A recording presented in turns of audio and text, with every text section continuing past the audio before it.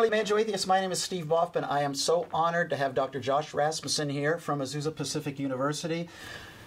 Josh is a professor of philosophy down there and a Christian. And I've invited him here to be on the Friendly Banjo Atheist to try and see if he can help me get more uncomfortable with my atheism. Big drum roll. Let's see if he's up to the job. Hi, well, Josh. I'm hoping you'll make me uncomfortable with the sort of Christian. I mean, okay, let's see what kind of progress we make here. Hopefully we'll both be really uncomfortable at the end. That will be a successful show. Josh, one of the big things that has troubled me since I was a little kid, I grew up very interested in being a Christian. I tried to be a Christian. I was a Christian. The problem of hell. I could never get a way to reconcile the existence of a loving, perfect being, all-powerful being, with stuff like this. Let me read you some of the scary stuff. Matthew, Jesus said on Judgment Day, God's going to separate the sheep from the goats, and to the goats, which are people like me, He's going to say, "Depart from me, you cursed, into the eternal fire prepared for the devil and his angels, and you will go away to eternal punishment." Okay, loads of these kinds of things. Mark speaks about the unquenchable fire, being thrown into hell where the worm does not die and the fire is not quenched. 2 Thessalonians, they will suffer the punishment of eternal destruction. This is ugly, scary stuff, and a lot of people are really, really scared about it. And I just simply stopped being scared about it when I realized there's simply no way to reconcile that kind of state of eternal conscious torment with the existence of a loving, omnipotent God. Yeah, no, that makes a lot of sense. I can relate to that sort of experience of, this is just horrible. I remember one time I was walking back to my vehicle at Notre Dame, and it was below zero, and I was so cold, and it was painful. And I just remember thinking, soon the pain is going to be over. And in that moment, I imagined hell. What if? I imagined hell, and I thought, what if this pain was forever? Not 1,000 years, not 1,000,000,000 years. Endless. I think that way when I'm on the treadmill. Like, what if this is never going to end? Right. And it's a scary thought. And it was like everything within me knew that that was just horrible. That if reality is like that, that's horrible. Okay, but you're a Christian. How do you pull this off? So I find it helpful to think more in terms of using reason than religion. In fact, there's many religions, many different perspectives, right? So how do you figure out how to figure out what's true, right? And for me personally, I find the sort of instrument of reason operating on evidence guides me, gives me light, and helps me to think through different hypotheses and models and interpretations. Okay. And so in the history of Christianity, there's several different hypotheses that would account for hell. I'll just mention three. Okay. Okay. So one is the continuing sin hypothesis. The idea is that if I reject all that is good, and I'm offered opportunity to repent at some point that makes sense to me. Okay, it's not against what makes sense to me. It makes sense to me, but I just refuse, and I continue to refuse. And the result of this is a kind of turmoil in my soul. Justice sort of requires kind of a punishment for this wrongness. This could go on forever, in principle. Okay. But in that model, you are contributing to your ongoing suffering. Yes. But if you decide to stop that, you want to get back. You made a bad decision. I'd rather be in heaven. Can you get out? Yes. Well, so there's different versions of this. On one version, you can get out. Okay. And another version, you harden your own nature so that, in a way, you're fixing yourself in a state where you will never be able to get out. Okay. Now, I find that this first hypothesis, I mean, you have this look like maybe there's problems with it, and I think I sort of share some of these problems. Yeah. I think a more popular view, are you familiar with C.S. Lewis's Great Divorce? Yeah, basically, but tell me about it. So his is the separationist model. Right. So it's not so much that... Are we model 2 now? This is hypothesis 2. Hypothesis 2. And there's more than 3, but just to give you a few on the table. When you're in hell, it's not that God is like punishing you because you deserve it. It's more that you are choosing to move away from good, and the consequence of choosing to move away from good just is to be away from good. And so you experience that, and it's a turmoil, and hell is just what it is because you're separating yourself from what's good. And again, if you could turn back,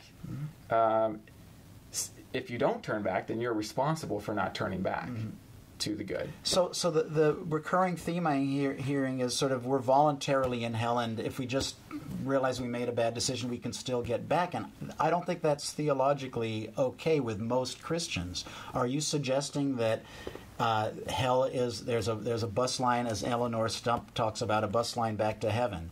So again, I want to make a distinction between where reason leads, okay, and fair enough, what people think, right? Okay. So I'm committed to truth. Like I just follow truth, seeking truth, right? By the way, Eleanor Stump did not say there is. She just raised the possibility, but sorry, I didn't want to... So I think we can put reason on the attribute of a perfect being, and we can think about what would be consistent with the perfect being. And we can think about human nature and what's consistent with what we know about human nature. And we can think through these hypotheses. Now, there are ways of defending the first two hypotheses, but I want to talk about the third hypothesis, which emphasizes the ability to get out.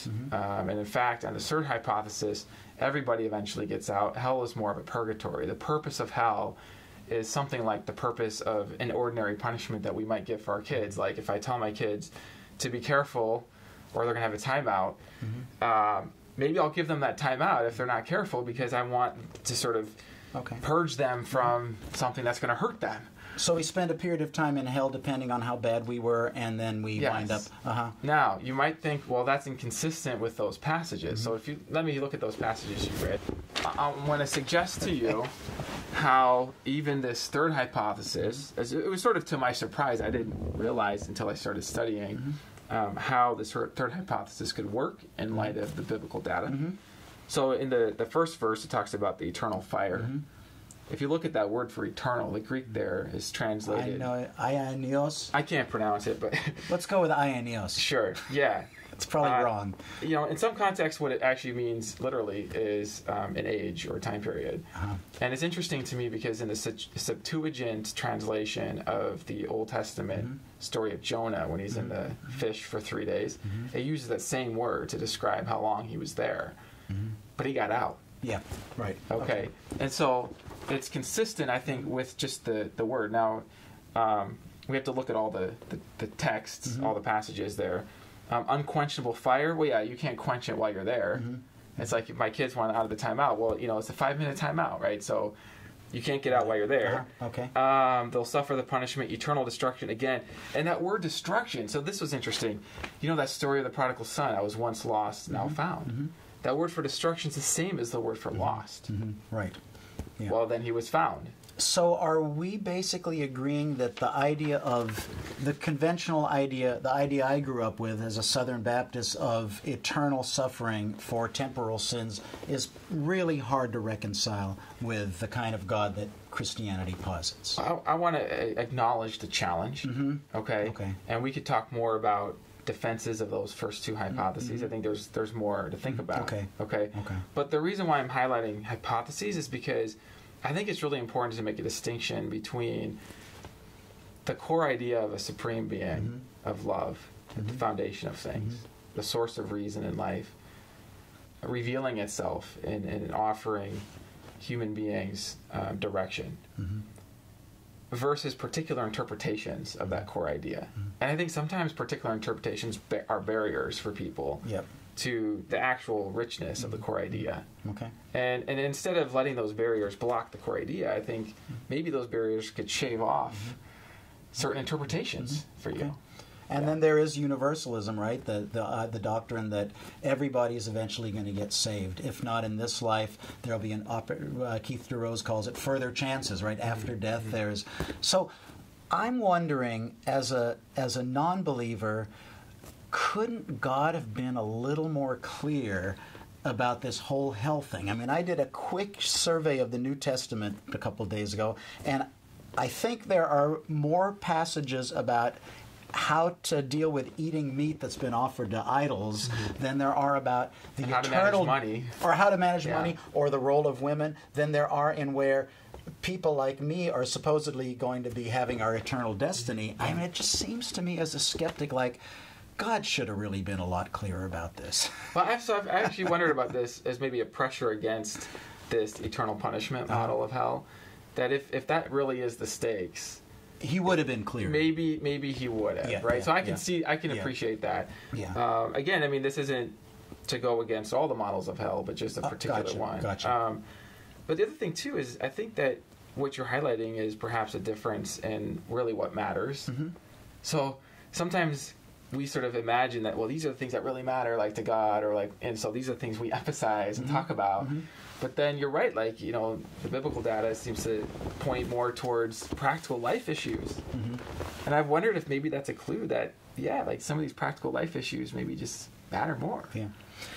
I'm going to make a quick public service announcement. If you are, and I mean this in all seriousness because of my own personal background and from several Christians I've talked to and what I read, there are a lot of people suffering with intense fear of hell. Mm-hmm. And it's no joking matter. And if you are a Christian who suffers worrying about your eternal future, as an atheist, I'm telling you, don't worry about it. It ain't going to happen. There is no hell. But if you choose to remain a Christian, I highly encourage you to read this article. It's a fantastic article by a Christian, a philosopher named Keith DeRose, and it's appropriately titled The Really Good News. And I believe, Josh, you've read this article and found it pretty... it's pretty interesting. It's pretty interesting. So check this article out, and hopefully it will put some of your fears to rest that you don't really need to worry about hell, even if the Christian God exists. Let's go to our closing statement. We'll be right back. Time for our closing statement. Josh, what did we agree on? Well, we agreed that hell is scary. And I think that when we're thinking about hell, it can be helpful to remember that there are different theories of hell. And if you are afraid of hell, then I would want to just offer you some encouragement to investigate the different theories. Is hell a matter of eternal punishment? Is it a matter of purification? Is it a matter of separation from God? What is it? And I think that if you're like me, as you investigate those different theories, you will find a depth of insight in a greater complexity that will, I think, encourage you. So that's what I got. Great, thank you. Thanks for being here. Thank you for joining me here in San Francisco. See you down the road. A Friendly Banjo Atheist production.